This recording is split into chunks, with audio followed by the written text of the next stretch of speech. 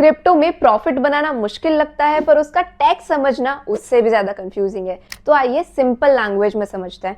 Crypto को India में कोई इन्वेस्टमेंट नहीं पर वर्चुअल डिजिटल एसेट माना जाता है। सो इसके टैक्स रूल्स दूसरे एसेट क्लासेस से अलग है। सबसे पहले क्रिप्टो स्पॉट में अगर आपका प्रॉफिट हुआ तो उस पे फ्लैट 30% टैक्स लगता है। इसमें अगर आप बिगिनर हो या प्रो हो, स्लैब मैटर नहीं करता, बस 30% फ्लैट टैक्स आपके प्रॉफिट पे लगने ही वाला है।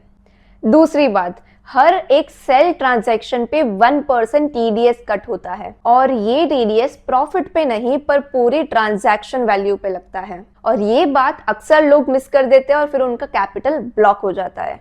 एंड सबसे इंपॉर्टेंट बात, अगर आपको क्रिप्टो में लॉस हुआ तो स्टॉक्स की तरह आप उसको प्रॉफिट के अगेंस्ट कैरी फॉरवर्ड या एडजस्ट भी नहीं कर सकते हो। सो प्रॉफिट हुआ तो टैक्स दो और अगर लॉस हुआ तो भूल जाओ। लेकिन क्रिप्टो फ्यूचर्स में टैक्स अलग है।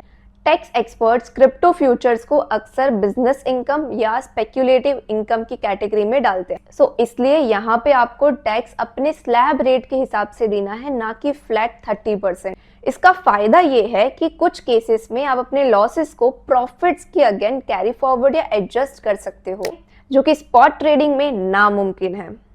इसलिए क्रिप्टो में सिर्फ मार्केट रिस्क नहीं, टैक्स रिस्क भी लगता है। क्या आपको ये फ्यूचर्स एंड स्पॉट ट्रेडिंग का टैक्स रूल पता था? कमेंट करके बताओ।